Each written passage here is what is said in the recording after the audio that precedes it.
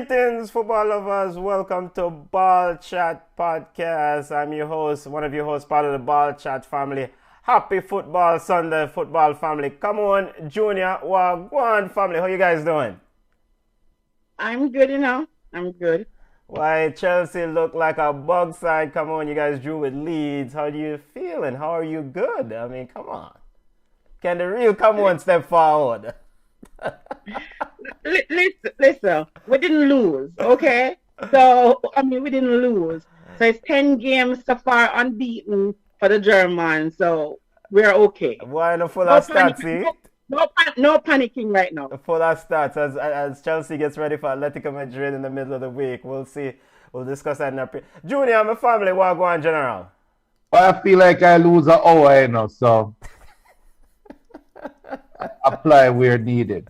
I'm an hour short.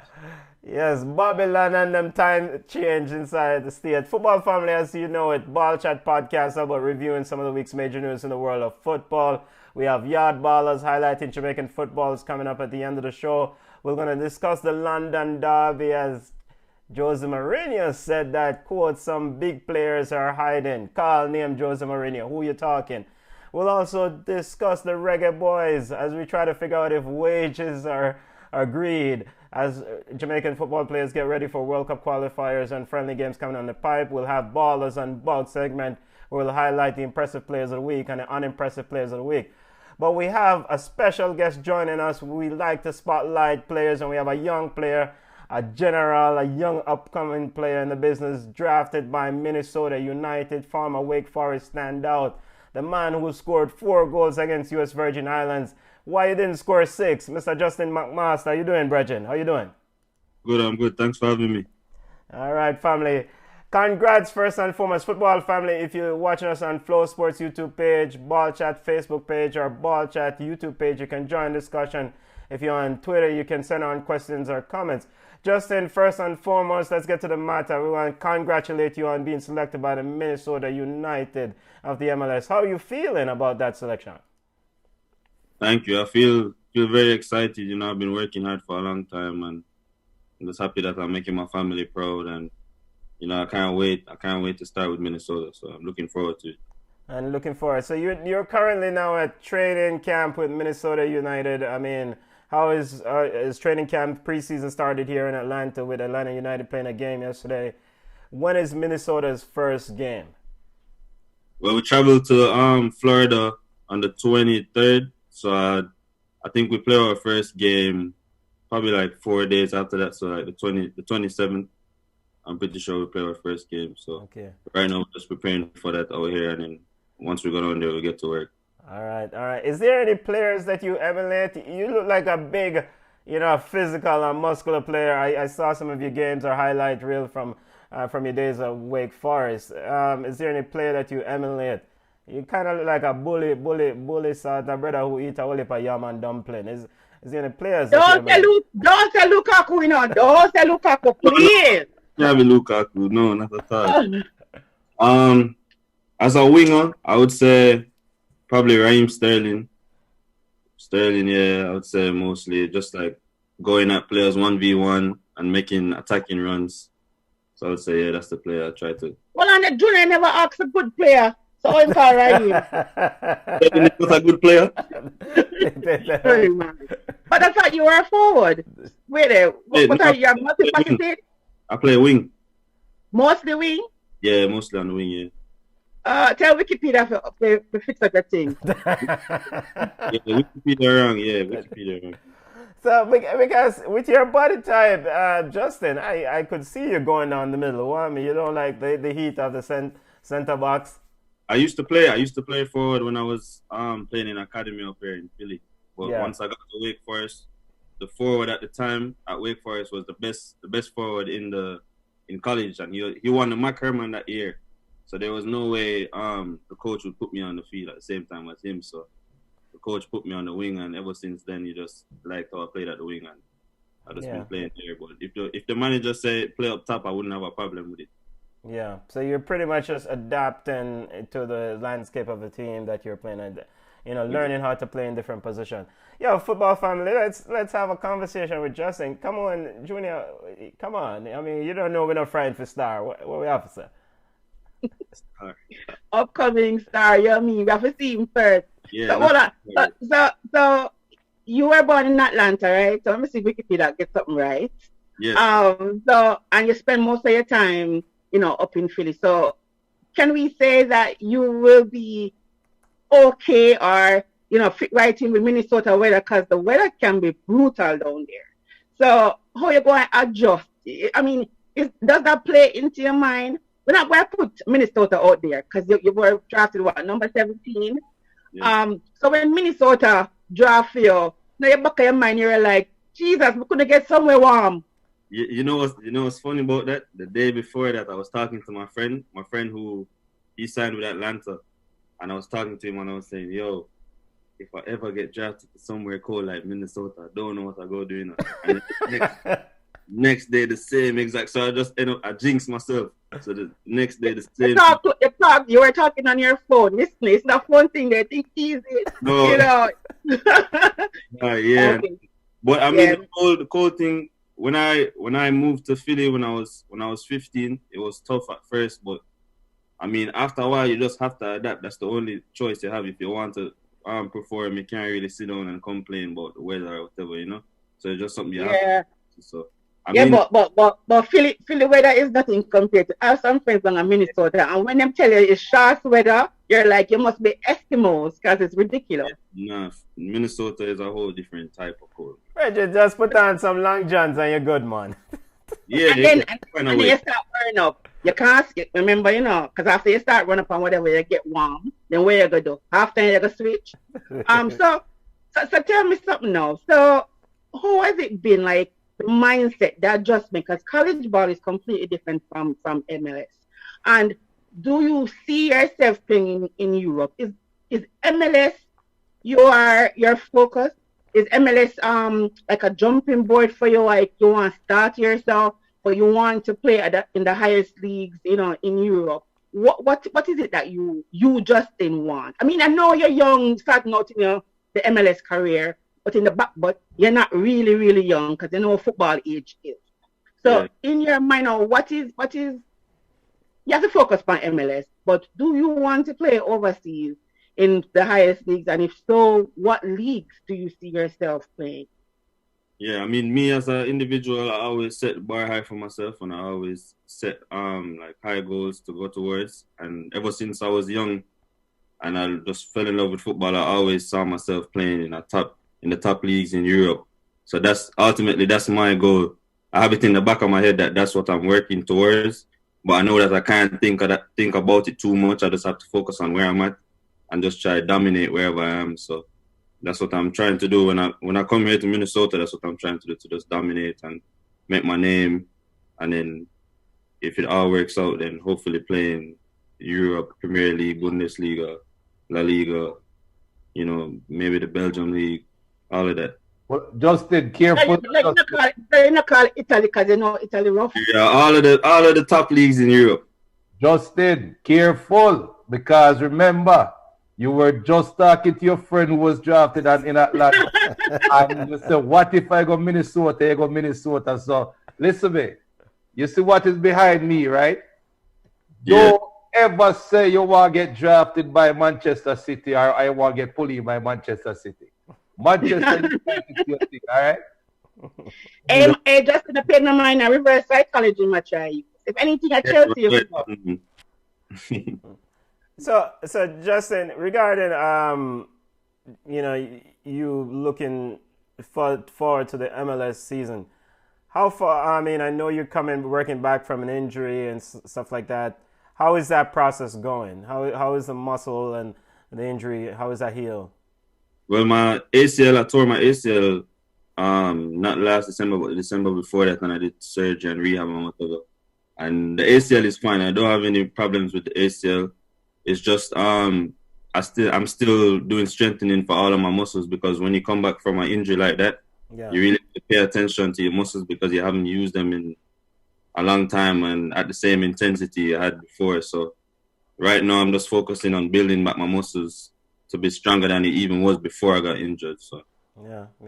I noticed you said that you're looking forward to play with Reynoso, who's a player with Minnesota ball. I mean, Minnesota should be a nice fit for you with the landscape of things. I know you have veteran players like Ike Opara if he does return. So you should have a nice mix of mentorship and a nice mix of players to really kind of move you on in your next level of your growth. Yeah, for sure. I like how the team set up right now. Is they have players with playing styles that I like, and it's a very crafty team that like to play forward. They don't just keep possession; they play with intention. They keep the ball, but they try to go forward a lot. So yeah. I feel like I would fit in good with that. You know, sir, I personally ride with Atlanta United, in the A, but you don't know Yardman as, and we're going to support you full 100. Right, come on? Because Atlanta United is the big side in the MLS. You know what? No. You have to make a switch, man. Yeah, man. Then we'll switch. We switch. I want the boaty. Yeah, because the team is kind of buggish at the moment. So, but we fully, of course, we're going to support you. I mean, we definitely admire the work you're doing. We fully support it because you're family. In terms of the goals for this year for you in the MLS, what are some of the short-term goals you have right now? Is just pretty much just making the team and getting things up and running and contribute? Yeah. First, just making or just earning the respect in the team and just kind of making my name and signing, of course, because I haven't signed it. So it's basically like I'm on a trial. They just drafted me, but I just have to prove myself and solidify my spot in the team. So that's my goal right now. Yeah. I know that you're focused on your career and furthering yourself, Justin. But for all the younger youths them out there that are going to watch this, because we have quite a few young footballers that check in on the show, and that's why we love to have players like yourself that come on. Tell them about the process of going to school. And what was that process like for you, the experience being a student athlete, going through that process, achieving your goals so far? Talk about that experience.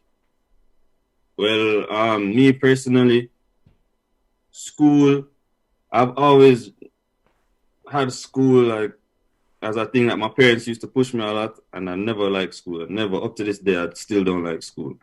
But for the younger kids, I would say don't put all your eggs in one basket.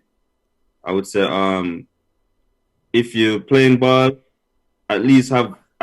take school serious. Take school serious and always have a plan B just in case you get injured or anything. But if you see that you're going on the right track with football, I would say like just lock in on football and just really focus on your craft. So if it's like, because at times it can be hard to balance, if you have exams or whatever, and you have to stay up late at night, it might interfere with your sleeping or whatever. But just try your best to find a balance between it, and you can't waste any time at all, because time is always ticking and there's always somebody else that's trying to take your spot and somebody out there trying to work harder than you and take your spot. So yeah, competitive environment. Justin, you're one of the few that make it. I mean, a lot of kids play at the youth level, but you're part of that select group that have made it true. So we want to find out if you really know ballers. Cristiano or Messi, which one? Which one is your favorite? If you really know ballers. I think Messi is the best player to ever play football. Well, let's not go with the best player to ever play. You're ready, Justin. We're going to keep the seat warm, and we want you to come back every week just to the answer there. You're part of Ball Chat family from now on. You hear when we say Junior? Messi is not a human. Thank you very much. The things that Messi do, Ronaldo is don't get me wrong, Ronaldo is a crazy footballer, wicked, but Messi does some things that you can't, you wonder if he's a human being. Junior, are you listening? Because Junior is a Cristiano Ronaldo fanboy. Hold on, let me check something real quick. but if we ever come with Argentina, No. Hold on. People, everybody that's watching right now, we lost an hour last night, all right? So everybody on the show is with an hour less sleep. Right now in Minnesota, it's 46 degrees. It feels like 39. One of the sides cold and last like an hour sleep is hallucination. And just much respect, but you said the man isn't human.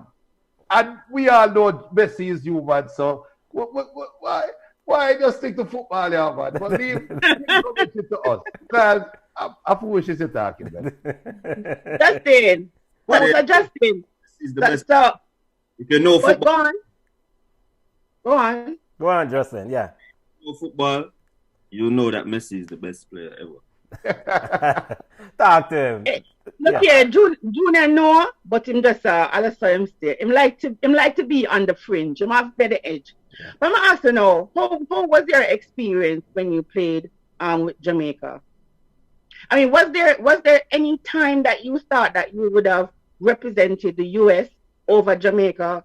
What was there? Why did you choose to represent Jamaica? Well, at the time, I was never thinking of representing the US. No, Jamaica have a special place in my heart. That's home for me, you know. Like, I don't know. Like, when I first got called up to Jamaica, I was through the roof. I never been so excited. And just walking out with the colors on, you just feel like you feel very proud of yourself, you know. And it's a big honor, and it will always be a big honor. So that time when I was playing with Jamaica, I just felt like I was at the top of the world at the time. Just in Jamaica, it just feel good, and just the group that we had with the team was a really special group. You know, we had a lot of talent on that team, and the vibe in the camp was always good. You know, so I'll always cherish those moments playing for Jamaica. Wasn't it like a culture shock to you? Like, you're used to you play for Philly Academy, right? So you're used to luxury, basically, because you know the Americans. It comes to when I was playing for Jamaica, remember I lived in Jamaica until I was 15. You know. Oh, so you never used to the good things up here. Yes, so I was in Jamaica playing. I was at Wilmer's first, and then I left Wilmer's after the first year because I was giving trouble. My mother never wanted me to stay at Wilmer's, so I went to Hillel. So I was at Hillel and Hillel side bug, so nothing never really that going over there. And then, so when you play U17, you were living in Jamaica. Yeah, U17, I was living in Jamaica, and then I got cut before qualifiers, and then I went right to you. I went to Philly right after I got cut the week after. And then hold on there. Jamaica cut you, and then you get to go through academy. Yeah. Let me tell you. Let me tell you the story. Give me the story. Yeah, let me tell you it first. So I got cut a week before I had trials to go to Philly, and then I went to Philly now, and then that season I had with Philly, the first season I had there, I was like top 3 goal scorers in America at the time in that age group. And then I got called into the U.S. national team camp. And then, so I was playing with the U.S. national team for like until about U20. Mm. But yeah, that's how it went for me. Hold on. So Jamaica cut you, and you are playing with U.S. Who around Jamaica football? Who played for? Who was the scorer? The top forward in a 2015 Jamaica U17 for cut, Justin. Yeah. Hold on. We're do some research. What you say? Hold on, Justin. This is where, like, come on, say you are part of the. But I'm trying to find my belt because we'll beat people on this show, and we'll beat them. If you don't say another word, Justin, we will take it from there. Don't say another word. The views that we're here later on our bar chat is not the views of Justin McMaster. It's from us, all right? So don't say another word. That is foolishness. It's absolutely foolishness. Oh, my word. My word. I have to go look and see who was the forward for the Jamaica U17. But it does because what if the forward is better than Justin? We can't beat them. But if it's not, if it's somebody who was Ray, then we definitely. But you know what, Justin? Those things build character, right? Big up Decolard right now watching our FlowSports. Once a big up the baller. And him say, when I go on like on the door, know it's a friend thing. Justin don't say nothing. We will the ball chat family got you. Brandon Lee saying Nelson and Marshall. Yeah, but Marshall was a winger. At the time I was playing now, I was playing striker. Yep. Nicholas probably taller than you and stronger than you and rougher than you. Come on, easy. Listen. Nicholas is my guy too. So let us just say, but Justin, so let me ask you. So at that young age when you were cut, and I know disappointments come all over, and you go and face it because sometimes some disappointments come your way and it make you stronger. Just tell us how you felt at the time when you were in the U15 setup and you were one of the better players, right, in the U17 cycle, and to be cut from the U17 cycle. How did you feel at the time?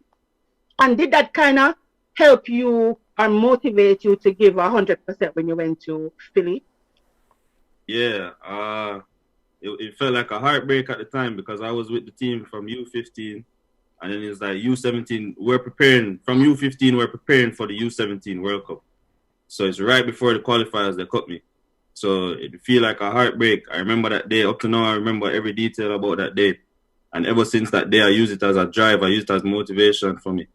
So, that's why after that, that's why when I went up to Philly, I think that's why I did so well because I had that pain and I used it, towards like the efforts I put in at Philly, and I just use it as a drive to move forward. So.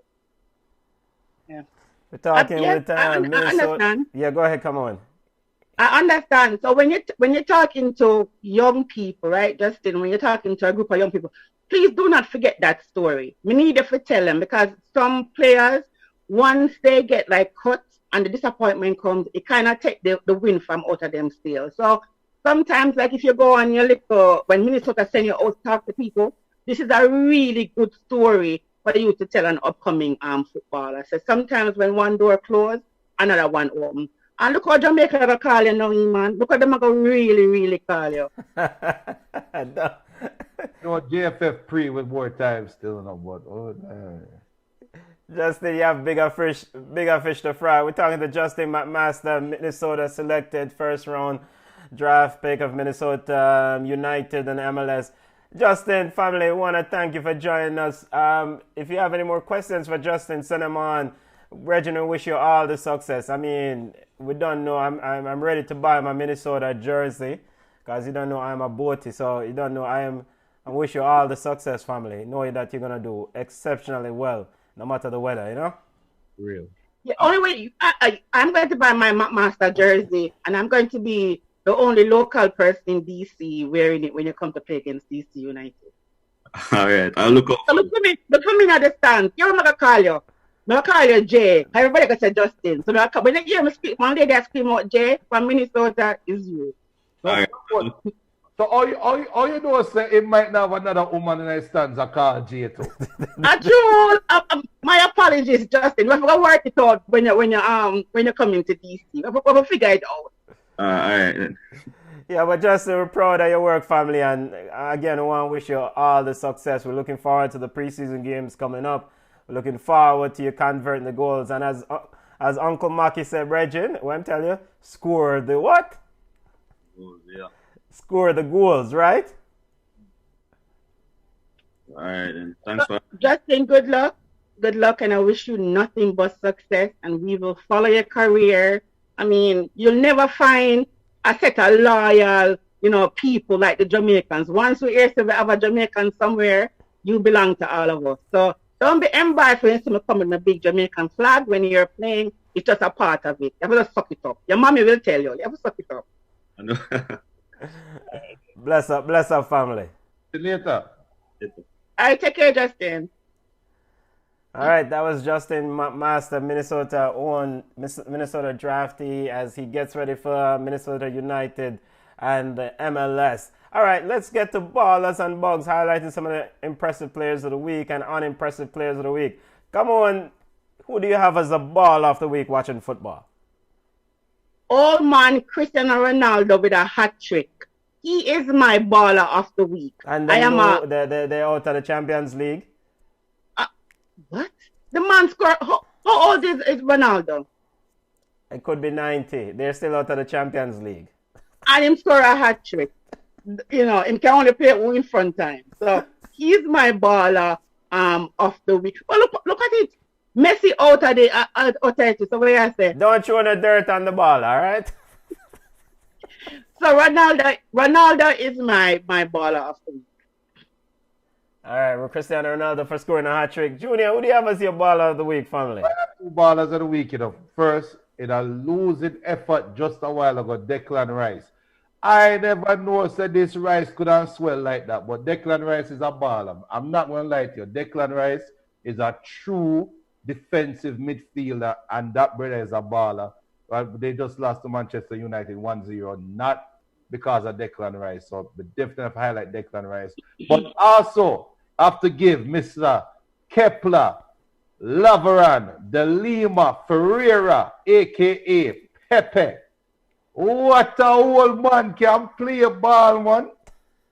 The man, hey, what they did to Juventus, I can say I don't want to say I'm not shocked, but I don't think they're beating Juventus without Pepe. And Pepe is the heart and soul for that Portuguese side. And, the man could be 500 years old. The man knows how to play defense. And he's a leader. He's a true leader. So definitely have to give it to Pepe as well. Pepe and Declan Rice getting Junior's ball of the week. My ball of the week is the one and only Karim Benzema. Karim Benzema, Big Benz himself, as he's the only thing that is good at Real Madrid. You know what, Eden Hazard, give him some of your money because I don't know what's going on with you. But Karim Benzema scored 2 goals as Real Madrid defeated Elche, relegation trend Elche. I know it doesn't make a bunch of sense because it's relegation trend Elche. But if Karim Benzema doesn't score, Real Madrid probably will be looking at relegation now. Benzema scored 19 goals so far with 5 assists. And he's the 5th ranked all-time goal scorer for Real Madrid. So when he went to Real Madrid, some questioned his role in that team. So big up Big Benz and Karim Benzema getting the ball of the week, as he's the only thing, repeat with me, come on, the only thing that is good at Real Madrid. Let's step away from... your mix-up, because that don't make no sense. He's the only thing, the only person that is good or consistent at Real Madrid. Everyone else, it's waste time. Let's get to the bugs of the week or the unimpressive players of the week. Come on, who do you have as your bug of the week? Tottenham. When Ava was not in the starting lineup, they're like, okay, and Bale was in the starting lineup. I thought that Tottenham would have come out all guns blazing. Man, them come out of fire blank. I forgot Harry Kane was on the pitch. I forgot Gareth Bale was on the pitch for large portions of the game. And when Son got that injury, I knew something was going to, be wrong. Arsenal should have been up 5-0, to be honest. Then that nice goal by Lamela was like, okay, fine. But Arsenal still had the majority of the football. So there was no secret that Arsenal would eventually win, even though they get a teeth in front. But it's a next conversation. But Tottenham just look terrible. And we'll get to the so-called thief in penalty the court come on. Junior, what do you have as your bug of the week about thief in penalty? The great motivator himself. The guy that came out a couple weeks ago and said, the best team lost. The same man that said before the game, I look up, I don't look down. If Arsenal were 7 points ahead of us, I would look to them. But because we have 7 points more than them, I don't look down. What a man, fool, man. Jose Mourinho my biggest bug of the year right now, because every time he opens his mouth in a way that seems to be propping up his team fails. So something is wrong in that dynamic. something I right with Jose. I don't know what wrong with this crazy man. But if I was a betting man, I would have bet the house on Arsenal winning that game because that is like the easiest locker room material. So the greatest motivator himself, Jose Mourinho, my bug of the week. Jose Mourinho getting Junior's bug of the week. My bug of the week is Juventus. That entire team at Juventus, Cristiano Ronaldo, Cuadrado, who else? Aaron Ramsey, and the president of Juventus Football, Agnelli. I mean, it's entire garbage. Let's list what Juventus have done in the Champions League since they transferred Cristiano Ronaldo. They got eliminated in 2019 by Ajax at the quarterfinal round. They got eliminated in 2020 by Lyon in the round of 16. And in 2021, they got eliminated by Porto in the round of 16. This is not by Cristiano Ronaldo for? Not by. This is why in the transfer of Cristiano Ronaldo. Juventus is a bug team and they're struggling to win the Serie A. So they are the bug of the week. How do you lose to Porto? A 90-year-old Pepe. So those are the bugs of the week. Let's get ballers and bugs of the week. Because Ronaldo is 90 as well. I mean, like it's too old man from the piece of where I say. Yeah, but listen, Pepe has always been a good defender. Always. I mean, I never liked him because he was always roughing up Messi. He was always fighting. The look on Pepe, you know, them bad pick me. Pepe have that look. Like them bad people will always get licking them head back from them grandmother. That's Pepe. So Pepe is a good defender. What are you saying? You have 90-year-old Pepe and 90-year-old Ronaldo. It balance out.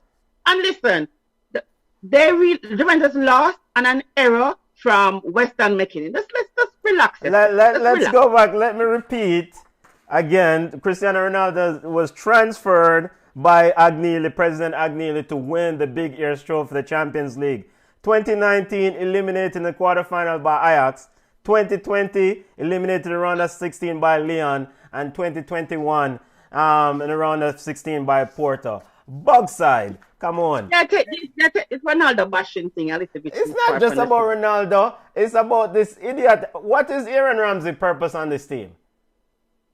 To bring down the average age. Hey, all right, there you have it.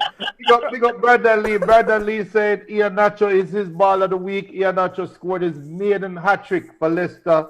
So big up Brandon Lee. And then Brandon Lee also saying Lamela is his bug of the week. Richard Green is saying YWNWA. We all know what that means. You will never walk alone. The Liverpool fans are rolling out. Reggie Lafond is saying, big up ball chat. Ball of the week is 42-year-old striker Kevin Ellison of Newport from English League 2, who scored the final goal against Morecambe, his former team, where he was locked out from play for years and got the literal laugh as he mocked his former manager after the goal. And Danny Cutler saying, what's up, friends? Much love from the small world soccer family. He's loving the banter today. Daddy, I think I owe you some fried plantain too, you know. Yeah, you definitely send the care package over, Junior. All right, let's get to the London Derby and Arsenal. Arsenal, come on, why are you trying to belittle the penalty call? We never want it tie. Somebody want it though. Okay, you know, so but it is a penalty. Yes. Chelsea are my club, but Jose are my coach. Yeah, but I mean, after all that being said, that Jose is your coach. Jose Mourinho made all the talk. Junior recounted all that in his bug of the week. But hold a second. Is he still your coach? But hold a second. But was he wrong though? He was not wrong. Arsenal are below him, even though Arsenal win. Yes, he's wrong. Arsenal still not 10. So all the excitement where all Ronaldo are going with on Facebook, them still in a 10. But here what happened? We like the rivalry.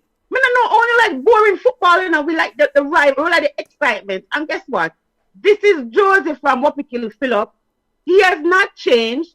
So why are we always astounded when he says these things? It's just for entertainment purposes. Yes, he got his butt whooped, but it is what it is. But it was good.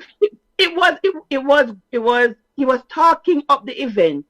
Nothing wrong with that. Well, nothing wrong with that. It's fair to talk up the event, but when a man get them butt whoop, don't come to the sideline and talk about how Michael Oliver may have been exhausted from his European duties. This is why he gave the penalty to Arsenal. What kind of foolishness is that? Hey, him does have about £40,000 in his pocket when he want to give it, because they're not going to fine him. So him does, I don't know. Josie is just Josie. It's like you love him or you hate him. Yeah. Now, as it pertains to Gareth Bale, you said you forgot he was on the pitch. I thought that Gareth Bale seems to be turning the corner at Spurs. I mean, he was doing well in the recent games. Today he was missing. I mean, it looked like he had a golf event or something to attend. Your thoughts on and Jose should probably return him back to the bench. No, why?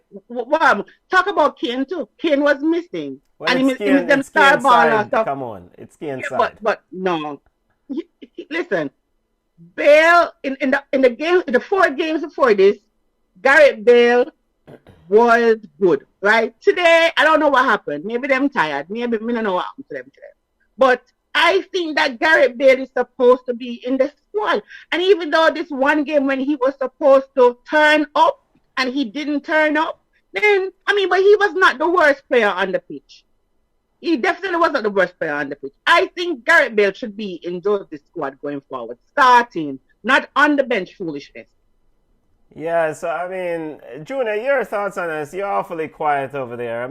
Come on, is defending her Spurs, the team that she said cannot put on pot on fire, Arch defending Jose, whichever one. Your thoughts, Junior? I find it funny that Cavod is giving Jose the pass. Tottenham, why? Who scored first? Tottenham. You never ever hear a Jose Mourinho team giving up a 1-goal lead and worse, losing. And worse to Arsenal that can't seem to score with Aubameyang getting kicked out of the game because of unknown whatever team rules reasons. It just smelled like the bulletin board material worked. It just feel that way. It just felt like Jose should have shut the hell up, go out there, make your team play like they are 7 points ahead of Arsenal instead of pulling Arsenal up. I don't think Tottenham was pulled. I think Arsenal's energy was pulled up. I think Arteta just said, look, the man them don't rate you. Simple. They don't rate you. I think it's an energy thing. And I was watching the game, right? And Son injury made a difference, yes. But I said this before. And I'm going to stand by this comment. Anytime Arteta puts a plan together for a team, it works. Is when the team make the adjustment, Arteta is having problems adjusting to the adjustment. Jose does not make adjustments. So if Arteta has a plan that is working against Jose at the opening whistle, they have a chance of winning. It is just that simple. And not having Son made a huge difference. Not having Son's speed going down the wing made a huge difference, right? Partey now and company could look more comfortable. It is what it is.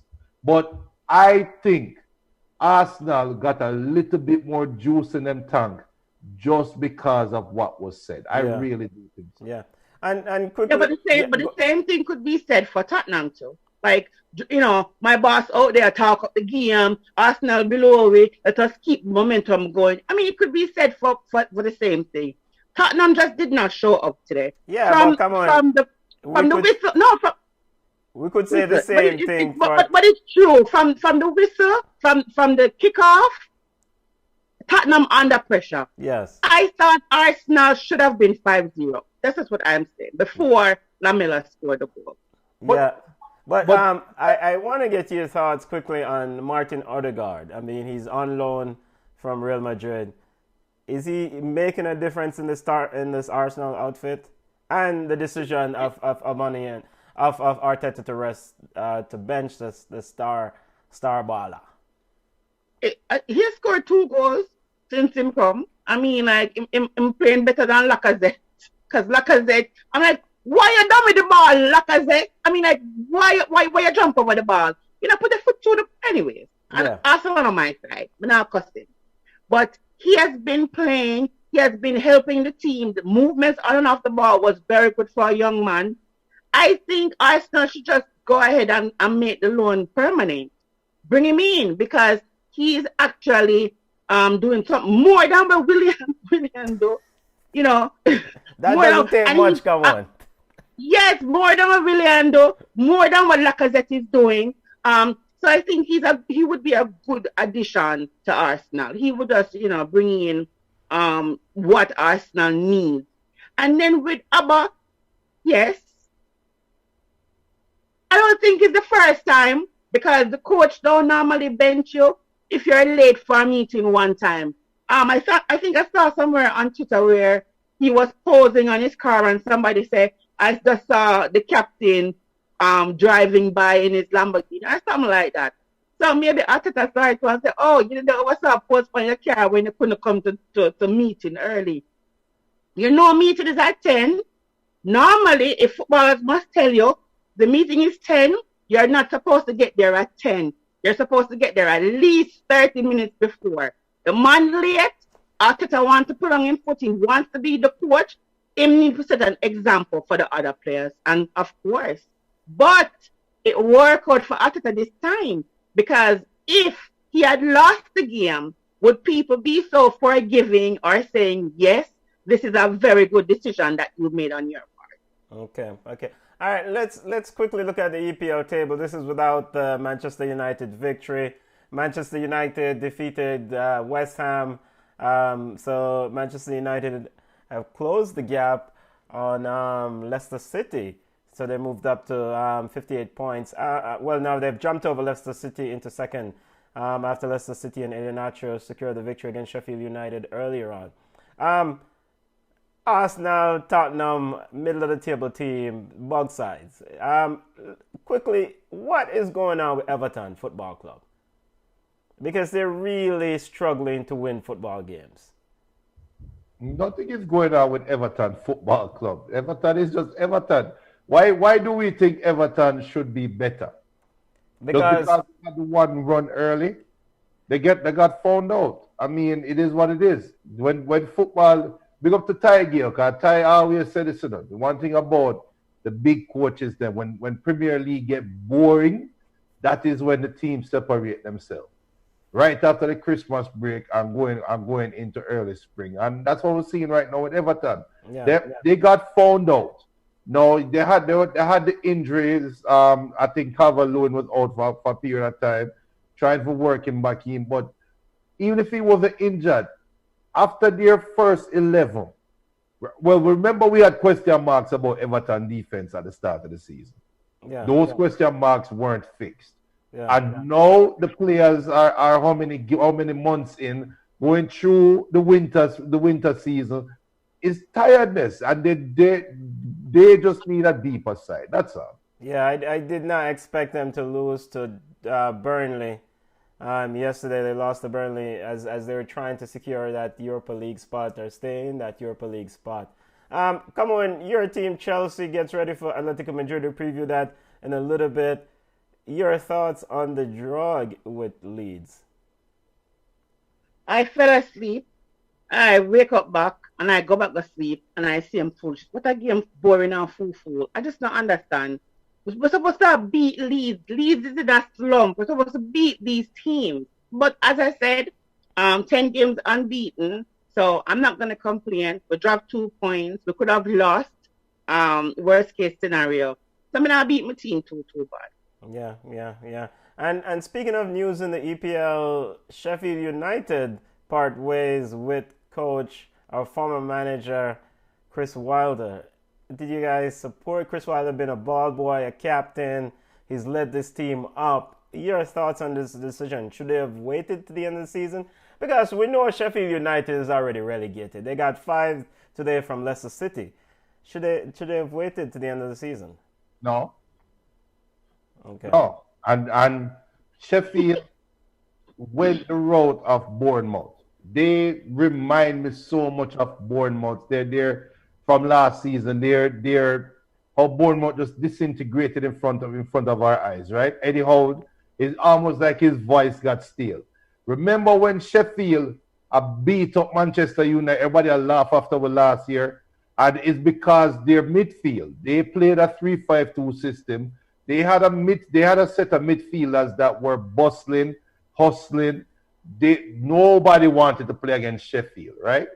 And fast forward a couple months into a new year, it's like almost everybody feel like them a baller now.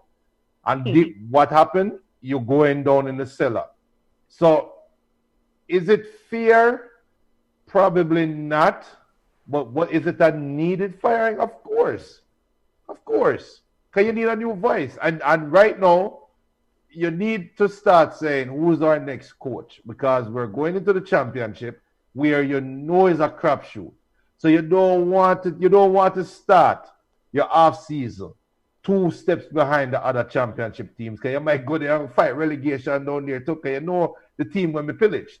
Yeah. So you go and make that change. You make it now. Get your new coaching. Get the coaching staff in. Start figuring out what the team is going to look like. Change, because it's hard to change a premiership team to a championship team. It's very difficult. Yeah. Because now you know you're going to lose your best players.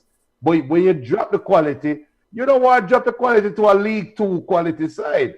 So bring in a coach and get going. So there seems to be... So Sheffield have EPL quality baller. Last season they did. and according to Simon Stone of the BBC, that's one of the dispute or the reason for the parting of ways. Chris Wilder felt that he needed more talent, more investment in the club. Prince Abdullah, one of the owners of the club who was in charge of the transfer and making decision, said that he felt like the transfer of Ryan Brewster and McBurn was enough, and Chris Wilder didn't do enough with those 2 players. I mean, is that enough talent to stay in the EPL alongside? I mean, come on. Identity change. That's the problem. They change your identity. Yeah. All right, let's continue touching some major news in the middle of the week. News that occurred. Harry Maguire missed a sitter in the Europa League. And of course, we'll get ready to preview and prediction segment in a second as AC Milan will play Manchester United coming up. Junior, how did your captain miss this? In other news, today Harry Maguire had his best game ever in a Manchester United shirt today against West Ham. That's his greatest game I've ever seen Harry Maguire play in his life. Come on, how your assessment of this tie? They'll play AC Milan on Friday in the Europa League. Does AC Milan defeat this Manchester United outfit? Well, I don't know, it's sticky. It really sticky. You don't know which Manchester United they're going to get. You really don't know. And AC Milan, they're just so inconsistent. But I might give AC Milan the edge. You're going to give AC Milan the edge. All right, let's get to our preview and prediction segment coming up this week as we get ready to set up Champions League games before we go to Yard Ballers and hit some other news. As the Manchester United fan is reluctant to speak on the miss by Harry Maguire. Champions League game, the big game coming up this week. Chelsea versus Atletico Madrid. Chelsea's already 1-0 ahead in the tie. Atalanta versus Real Madrid. Atalanta is trailing Real Madrid in that tie. Can Atletico Madrid turn this thing around? And your prediction? Atletico Madrid coming off a draw against Getafe. I mean, 1 week they win, next week they draw. I don't know what Atletico Madrid will show up this week. Versus Chelsea? Yeah. I might say, listen, if you don't know what we're going to get to with Chelsea. If Chelsea play Atletico Madrid like how them play Leeds, then Atletico Madrid is going to. If Chelsea play them hard, then we might have a chance. But I just think Atletico Madrid will pull it out. And Chelsea's leading 1-0. Junior, and come on, Mönchengladbach plays City. I think it's a foregone conclusion. But I want to get your thoughts on Mönchengladbach. They've lost all their games in the Bundesliga since it was announced that Marco Rose is going to be going to Dortmund. They're sitting 10th in the Bundesliga currently outside of Europa League spot. Should they go ahead and sack Marco Rose and bring in somebody now? Junior, go ahead. Because you're all for fine coaches. No, because I mean, clearly his mind is somewhere else. The team seems to have lost every sort of direction since this decision came down that he was gonna leave at the end of the season. Yeah, but why? Yeah, but regardless of why, Benton. Yeah. No, Benton. We're putting too much blame on where blame should not be. They are professional footballers who have contracts to play football in a league. This man who is not your father, is not a grandfather, is not a stepfather, is leaving to go to another team. It has nothing to do with you performing. The same tactic, the same skill set, the same everything. So I don't buy because he's leaving to another team, them get distracted. Do your job. In a Borussia Dortmund sitting 12 points right above the relegation zone in 10th. They have lost all their games. Let's look at the data again. They lost all their games since this was announced. And we don't think nothing have to do with that? No. Of course it have everything to do with it. Come on. It has everything to do with it, but it's not a coach. They're on summer vacation already. They know their position is not threatened in the league. They know they're not getting relegated, right? If they get relegated, then we have a different conversation. But they're not getting relegated. They're not going to win the Champions League. They're not going to finish in a Champions League spot or a Europa spot. So we just have to hit the reset button. The man them say, oh, early vacation, COVID still in the air. Then we just go and kick back and relax and enjoy some football. That's all they do it. But that's bad though. And you as an owner, who are paying these players their salaries, I mean that should not be acceptable. That's really not.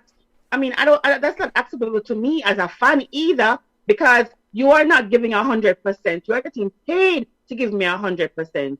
As a fan, that's really not acceptable to me. No, but come on, as the players might have the same thing to say that about the ownership and the direction of the team. It is unacceptable for you to tell we mid-season my coach are gonna leave next year, and you want me to go run? I'm mash up. Yeah, but the coach wasn't fired. Listen, I can see where I am attached to a coach, and them just take up themselves and fire the coach for no reason or something, whatever. I can see where players will be angry, but if the coach get a better job, what have to do with you and your job performance? Announce it at the end of the season. Announce it when we have nothing else to play for. This to me is I understand it. I agree with you, but we have to look at it from the other perspective. If I am a player and my coach I get up and he's even going in the same division. It's not like him going to coach in Italy, England. He's changing jobs in Germany. You don't have to announce this 3-4 months in advance. It's not like him have to get a visa. It's not like him have to get COVID tested or vaccine or none. There's no rules out there that say you have to make this decision this early. Even if the decision was made, make the players know behind the scene. So it look away, and I can understand where a player will say, yo, the season done. Winner and the coach. What a coach. If me don't keep the ball like go, why coach I tell me say, yo, your position is threat for next year? By who? So guess what? Some of those players might not have a contract at the end of this season. Maybe they have an optional piece to it. The new coach come in, him probably watch the players. So if me see my striker out there where him not run back, him not go forward, him not play good, him not give 100%, and him have an option that I can pick up, me not pick it up. So the important thing that I want to get, the team is really struggling. Do you sit as an owner or a club president and said, hopefully Marco Rose right the ship, because they're going to miss out on European football at this rate, and that European football is big money for Mönchengladbach? Do you just let it ride and hope that he fix it? Or do you go ahead and just said, you know what, let's just get somebody else in? The damage has already been done. Why you going? So you're going to bring in another coach now, and that coach is going to come in knowing that I'm only going to be here for 2 months or a month. If you remove Marco right now and you promote the assistant coach, what's the difference? Like the damage is already done. You cannot fix this. This is something that you just have to bank on the coach being professional. You just have to bank on the players being professional and just say, yo, we just go through a bad patch and they will fix it. But if the ownership or management come in and try to force the hands, then you might risk losing the players for good. Okay, Mönchengladbach plays Manchester City in the Champions League. Of course, they're gonna be eliminated. Quickly, your prediction on Real Madrid versus Atalanta. Does Real Madrid see out this game, move on to the next round? I don't know which Real Madrid going to show up. I'm sorry. I mean, the goal from Mendy last week was, yes, it was spectacular, but the game was a drop, right? And I don't know. I don't know which team will show up, but if I am forced, yes, they will see it through. They will see. Come on, your thoughts. Will Real Madrid defeat Atalanta in this matchup? Yes, they will. They will. All right, let's get to Yard Ballers highlighting Jamaican players' performance overseas. Come on, any update on this contract between the Reggae Boyz and the JFF? Sportsmax, Rudolph Speed in an article on Sportsmax saying that the parties are closer together in terms of negotiating or agreeing to some sort of deal. Yeah, I heard that the boys went back to the table with a $4,000 offer. Is it $4,000? So it hasn't been finalized. Nothing has come out. So I think they're still waiting on that. But the good part is that Babsy gave the go-ahead for a camp ahead of the friendly because, Jamaica have to get them players to make some money. So Babsy allowed them to have a training camp, and they're going to have a training camp with local footballers. So, what's with the heavy breathing when you say local footballers? No. I mean, it's going to integrate it. But my problem already with the local footballers, they have not been playing any competitive football. So I kind of worry for one. I saw a picture of one the other day, and he was a little bit chunky. So I don't know how that going to work out. But the good news is Babsy gave the approval. Even though the COVID numbers are still high, there's nothing yet about the Premier League. It is still up in the air. So, that's another thing. I don't think they're going to give approval for Premier League. It's too late. It's late now. How much games we're gonna play? 15? It just not gonna work out. So also the Reggae Girls, they have a camp in Basque, and that's in Europe. So they're going to participate in a tournament that includes the Basque government, the Basque team, Uruguay, and Nigeria. And the tournament will only last 5 days from April 7th to 11th. And so the coach, Busby, is saying that the team will be in the European country from March 31st to April 12th. So, I mean, that's good. This is what I'm excited about. So the tournament starts April 7th, but he's going to be there from March 31st. You see, this is what we like to see. We don't like to when the girls then meet 1 and 2 days before the tournament starts. So big up yourself, Busby, that's what we think. Let's applaud the JFF then for doing that. Or maybe at the European country. Well, let's applaud the JFF. So Shamar Nicholson scored at the desk to speak through for his team speak through for a 1-1 draw. Was a very good header. Alison Swaby and AS Roma beat Juventus 2-1 in the first leg of the Coppa Italia semi-final. She has played 50 games so far for Roma. So that's really an accomplishment for her, and we're happy to see a Reggae girl really excelling, on the big stage. Also, Kadeem Dakers has signed with Memphis 901 in USL. Nothing else going on. Junior Fleming scored in preseason.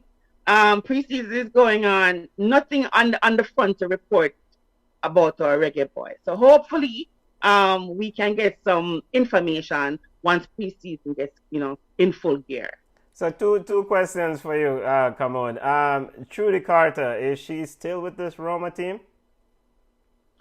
I don't think Trudy Carter is still with Roma. Okay. I mean, once she got injured the last time, I've not seen anything about her. I have to go look. Okay. But I don't think Trudy is with them. Yeah. I know she recovered from her injury, but I don't know. Yeah, big up to Allison.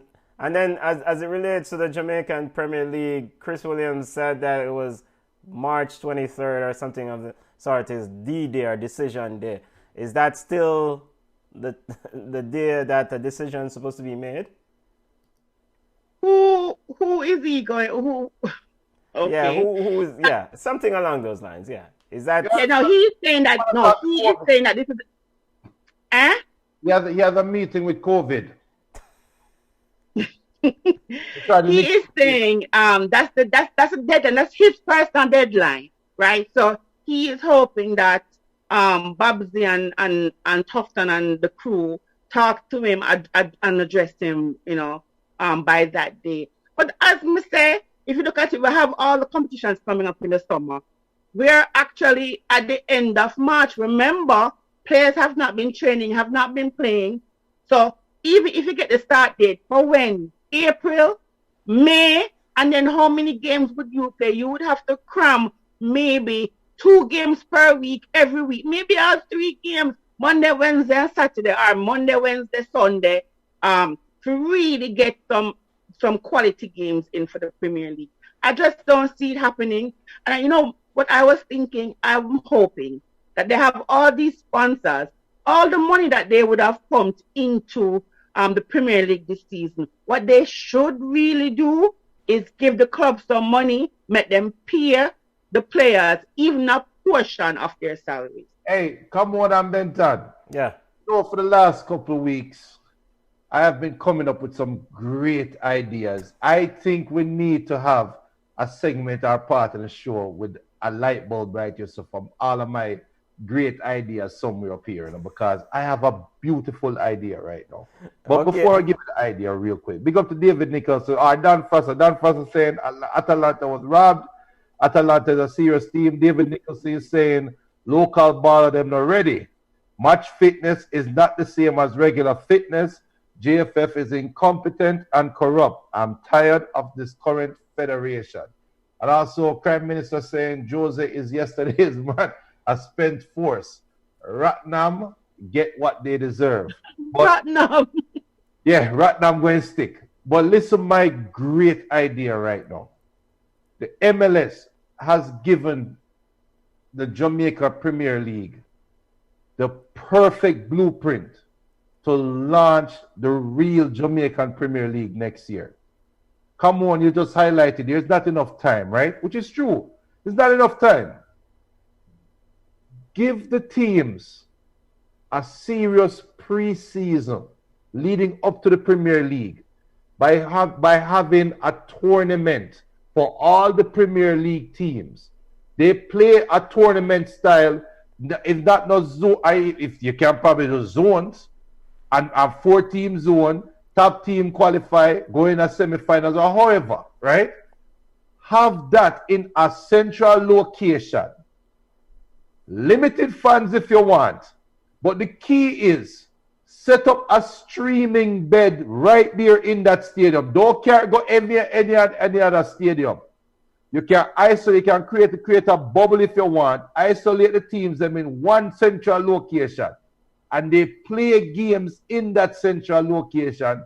Stream it to the whole world. Jamaican Premier League starting in the next 3 months, 4 months, whatever it is.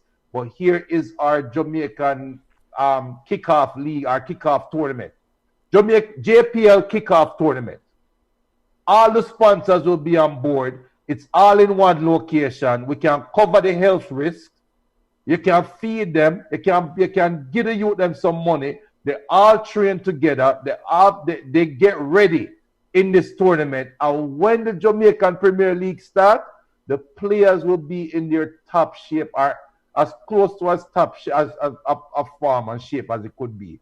It is the easiest win in the world, and you can make money right now. To me, it's just a slam dunk. Have a tournament with all the teams come together. Give them 3 weeks to get ready, and that tournament can go over to the World Cup. The World Cup have 36 teams or 32 teams in the World Cup, and the tournament lasts for 4 weeks. 4 weeks. So you can give all of these teams 2 weeks to prepare and have a 3-week tournament leading into the Jamaican Premier League. You cannot lose. So this is something akin to the MLS's back tournament that they had here last year. Yes. Yeah. Come on, do you agree with that? Yes, I mean, yeah, because then the players will have to play and the players will have to get paid. And who to tell? From that, you can have scouting opportunities. So, I mean, it's a win-win for everybody.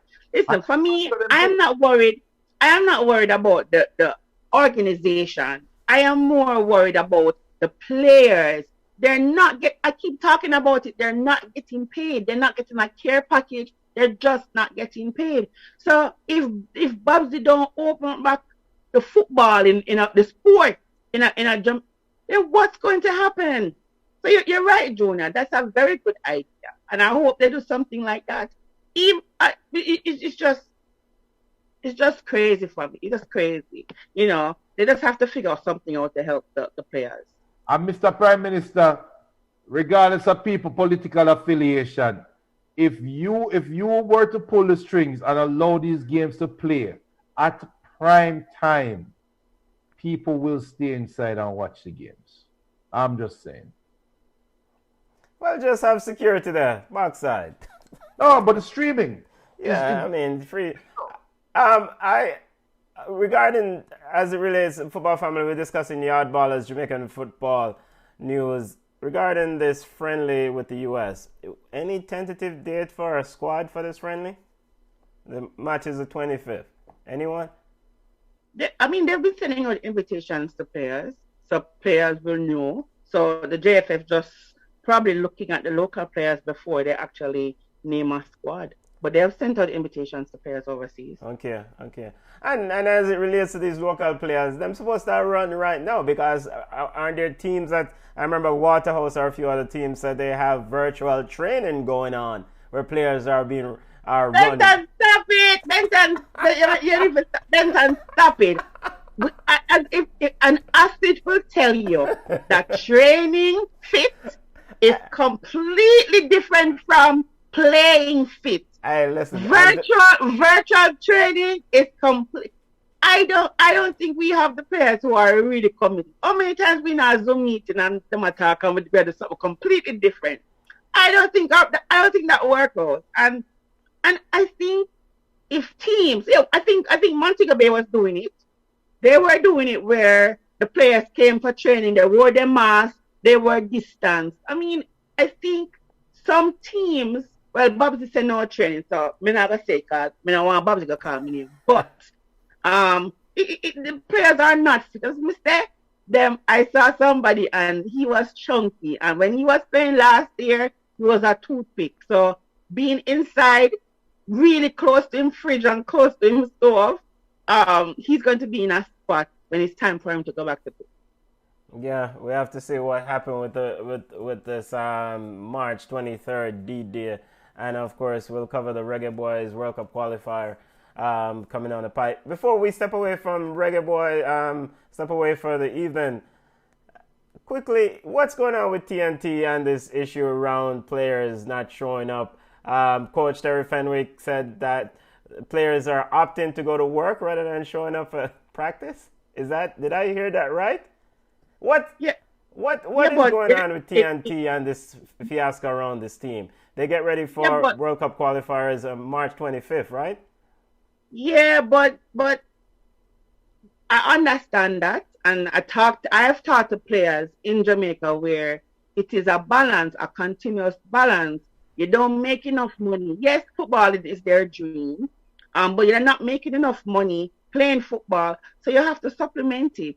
So it's the same thing with when I was reading the article, Trinidad players, they have to go to work because if they're getting money from Trinidad, it is not enough to run his household. So what you have to do? They want the opportunity to go work up, but at the same time they have to pay their bills. So we expect them to do. This is I just think that they need to adjust it. So they give the players who are good footballers who want to help Trinidad go to the World Cup. You have to make adjustments if this is what they need to do to feed their family. Yeah, Trinidad gets ready to play Puerto Rico, Guyana in the first round of CONCACAF World Cup qualifiers. But I thought the normalization committee, which is in charge of football in Trinidad, got funds to take care of those expenses and pay those players so they can prepare appropriately for the World Cup qualifiers coming down in a few weeks. Nothing to do with anything like that. Yeah. You just collect 7 love from a team that you are going to have to play if you want to make it in the World Cup. The game before that, you collect 6. 13 love in the last 2 games. And you want me to go training? You're mad like shot. But good. Gotta work. Oh my goodness. So let's... Yeah, but this is Puerto Rico and this is Guyana. I mean, this is an opportunity for you to go out there and represent your country, get the bonus from playing them little dibby. Never a dibby team because everybody are coming with them players from overseas. But to get this opportunity to play big man football, because this is what it is. World Cup qualification is big man football. I don't see somebody intentionally turning down that opportunity. It's not the US in these qualification games. So I don't see a player who's going to say, I don't want to be embarrassed again, so I'm not going to play. I just don't see it. Yeah. I mean... Let me leave you guys with these two. Let me read through these comments real quick. That on FlowSports, Dan Frost was saying, facts, MLS is well organized. The MLS is back. Was a great competition. So, David Nicholson, let me tell you something. I read all comments, I'm going to read it out loud. Well, listen to this. The locals brought COVID to the national camp against Saudi. We have better players in Europe, etc., currently consistently playing, such as Martin Davis. But instead, Tapper loves to call on flop Ricardo Morris. I mean, just look at Waterhouse, our best local team. They lost 3-1 to some little side from Haiti. It's clear they aren't ready to be called to play the USA. What I meant to come on for a comment, I'm just going to remind everybody that right after that game against the United States, Ball Chat will be on live. And we call and tell everybody we're going to discuss that game, Jamaica Audley. Win, lose, or draw. We're going to discuss the game fully, and we're going to dissect that game immediately after the friendly on March 25th. So look out for it right here. So what have to say about that comment? Yeah, but I mean, I didn't necessarily think they lost to a little Haiti team. I think they lost to that team. RHA. I mean, Haiti is doing quite well in football. We Jamaican fans have to kind of, I think we need to reset our expectations when it comes to playing against Haiti and Haitian clubs, because they are probably, some would say, even further along in this process than we are. And they went to that CONCACAF tournament, and I think they lost to a team from Honduras. So Waterhouse wasn't playing football. The team from Haiti was playing football. Ariche is the name of the club. And they didn't play bad. So, come on, what's your thoughts on that? Well, you have to mix me. First of all, the goalkeeper did fat. As the first thing, let us call a spade a spade. We talk about it the whole time. The only live wire, the only good enough player was the guy that came on. I don't remember his name. He came on as a sub and he scored the goal. We looked out of shape. I remember I said it before. training fitness is completely different from game day fitness. You want to tell me them couldn't get two little dibby other Premier League side and do some scrimmage and get into the game, the game fit mode.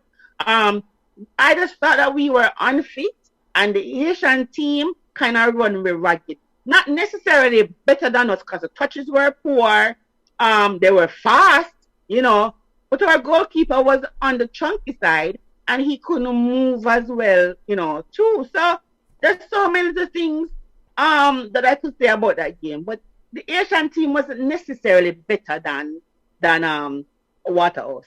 Yeah, my only disappointment in that game was that the game was played in Jamaica because Waterhouse hosted the game because they had the higher seed in the tournament and they got eliminated by this team at home. So they lost the game 3-1. I mean, and Mr. Chambers, those are the views that come on, goalkeeper for Waterhouse. You have got to talk to come on, but hey, I say it with love, sir. So real quick. Early, I know it's early. We have a week and a half away from the game, but early. So we can get everybody in the mindset, prepared. For you guys, come on and Benton. If Jamaica field a local team against this U.S. juggernaut that is growing, what are your expectations for the local team versus if they were to get the Mikel Antonios and all of these UB40s? What would be your accepted where you can come out feeling good about that game? Let me go to mine first. If we get less than 4 from America with a local side, I am going to feel good. I mean, I for a group of players that have not been playing much, I expect about 6 love. Or maybe even 7. Local? Yes, local based players. It's something akin to what Trinidad would get against Jamaica. And if I'm wrong, yeah, come forward the 25th or 28th when we do ball chat again, I'll gladly apologize. But this game is not for me as big. Even if we get 20, I don't care about this game as much. It's the World Cup. Benton, stop it. It's the World Cup qualifier game that I care about. So this is a time to get the players back on the field, get them playing again. I don't care about the score. I care about the game against US in the World Cup qualifier. You know what I mean, but I don't care about the score. Come on, remember he lost an hour sleep this morning, so. But there was some of that embarrassment. Stop it. No, but you guys expect. But Papa, it's not. But they're calling players because Damian, Romario, Alvas, Fleming, those persons are getting called up to play this team. So it's a mixture. It's really going to be a mixture. You remember say USL, they've started training, started preseason, so they're not really rusty. So Tapa will have a mixture. And let me reiterate, I don't care about the score of this game. Well, but come on. So what is your acceptable result? 4-1. All right. So David Nicholson said, none of the players from their league can make the national side. When you look at the players, their players as well, not that many are good. My point is that we have better players playing abroad in Europe and that are ready to play for Jamaica currently. It's clear there is bias in the squad picking. It affects our FIFA ranking, the score. So come on, say 4-1. I am accepting a 4-0. Benton, so like him ready to take all 20, so... Yeah, I don't care about. Yes, it does affect our FIFA ranking, and that's ultimately that's a price we have to pay. But we have bigger fish to fry. A World Cup qualifiers, me I say. So look out, March 25th. This same platform will be on immediately after the Jamaica versus the United States game. All right, football family, let's wrap it up for today. We had Justin McMaster join us, MLS. Headed player for the Minnesota United, joined us earlier on in the show. Big up to Justin. Thank you for joining us, family. We'll connect and support Justin as he rides through with the Minnesota United. Football family, thank you for joining us. If you want to connect with us, we're on Instagram at BallChat1 on podcast. We're on Twitter at BallChat1. We're on Facebook at BallChat. You can email us at ballchatpodcast@gmail.com. I am still waiting for Tapper and the JFF to name the squad that I play US. Who is going to play? That's why I want to hear. Send forth the sacrificial lamb. Come on. You know who is going to play the game? Come on. I just call some name. Tapper's people will always call. He will call them and he'll mix it with local players, the ones who have been. Just look who gonna camp. Just look who in the camp and look who Tapper always call. And then you see, then you can plug it and then you can see who might play. But as I said, USL preseason starting, so he'll have players who are not rusty that he can pick from. Yeah. See, there's some more to come then. All right, Junior, run through them. Any comments that we have on FlowSports before we go my way on? I'm going to put on the spots there. Oh, Richard Weir saying, weekend, you know the full squad. By weekend, you know the full squad. Richard Weir is also saying, 2 Love, Jamaica. Yeah, Jamaica win 2 Love. Richard, make sure you forward back, you know. Make sure you forward back. David Nichols said, I think we will beat the USA. That is what I think. Stuff all right. The money are brave. All right. So, Richard Weir, David Nicholson, make sure to forward March 25th. And if you guys are right, yo, forward. I hope I'm wrong. I hope I am wrong. I'm wrong too. Later. Benton, you will be wrong with 20. I mean, nobody now. Before that, Tapper park the bus. I mean, like, just make one line at 10 in front of Andre. Nobody pass. You shall not pass. 20. They shall not pass. All right, later, All right, look at more family.